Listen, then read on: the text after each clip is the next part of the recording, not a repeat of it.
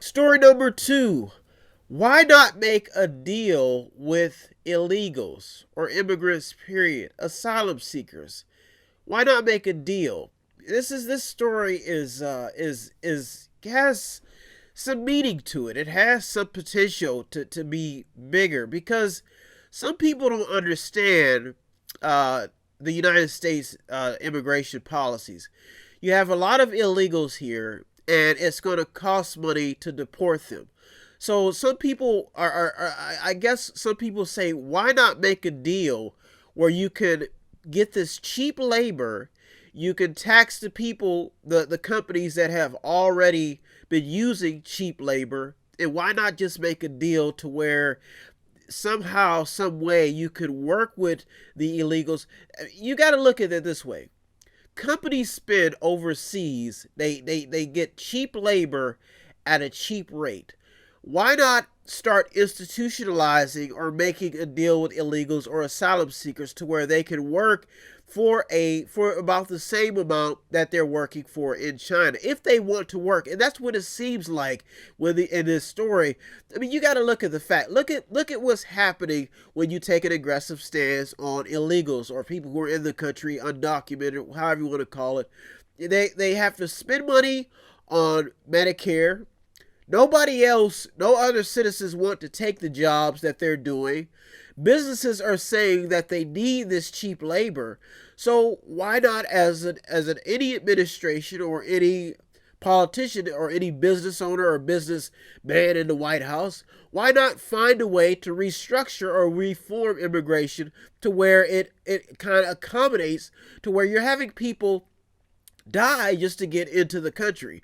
They're building tunnels underground. They're trying to find a way to get in the country. Some of them are just want a decent job. Some of them can contribute to the economy. Some of them have skills. Some of them just want to work. So the question is why not just reform things and make a deal so where you can have all this nonsense stop, where you could just basically build camps to where these people could actually contribute to the manufacturing sector, to local job bases. This is a question. This is why when you look at this story number 2, why not make a deal with illegals or immigrants, period, or any? I mean, this story has some type of magic to it because you will do the unthinkable. We've seen deaths at the border. We've seen detention centers. We've seen stay in Mexico policies. So some people are just saying, why not just figure out a way to work with these people? You already have ways that other things that you're doing. Some of these people have already rooted themselves into the system. There was some story surfacing about how parents are still being separated from their children. This is after ICE had made a raid in Mississippi. Then there was another story. 6-month-old girl in critical condition after father brings her across the border illegally. So looking at this story and all of its details and when a business owner approaches something, they have to look at the pros and cons. These people have already broke the law. So why not just punish them and make a deal to where two parties, instead of deport these people back to their homeland, they have nothing left. They've already made the exodus to the United States. They've already got into the country. Some of them have been here for years. Why not just make some type of a deal with the employer and with them, give them some temporary visas where they can do a work exchange? I mean, you're already making deals with their country. Why not just make deals with them? You're already sending humanitarian aid. So why not just do something that could make sense? Some people say this aggressive stuff is what we need to do. Think about this. You could gain allies because these people will go. They will fight. They will do things that your citizens won't do. So that's something that you have to think about in story number 2, and that's why story number 2 that's why the immigration debate, as we get closer to 2020, has something in it. It has something in it because you have tons of illegals scattered all over the United States. Some people know where they are.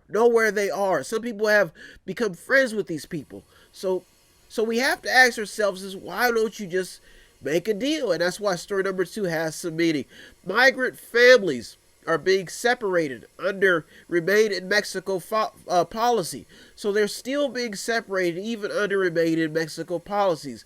In the last story that surfaced in, this is another interesting topic when we talk about immigration. There was a question that basically says, is the Trump administration moving too fast on immigration without factoring the outcome?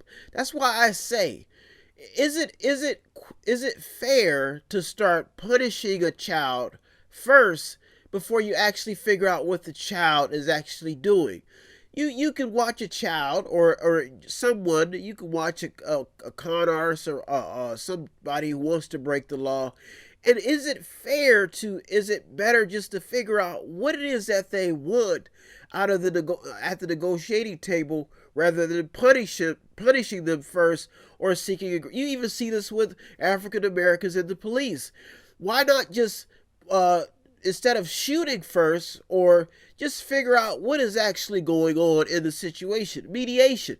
And that's why story number 2 has some potential. Why not make a deal with illegals?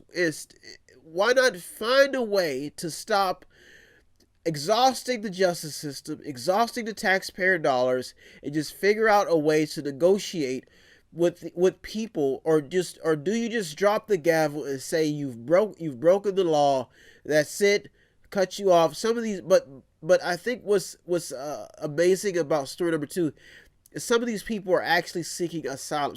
These people are refugees, they're looking for help. So that's why go all the way overseas, give people cheap labor when you have people right at your front door, your neighbors, wanting to do it for you at a cheaper cost as well. Something to think about. That's why story number 2 has some substance. You're the Mediator with me, Brian West. What is my duty? Every week to give you the top 8 headlines and developing news stories. If you yourself want to be a contributor in any way, all you have to do is visit www.methodinc.com, methodinc.com, where you can buy something, click on something, watch something, or just read something, or you can sponsor a program. Every little bit counts.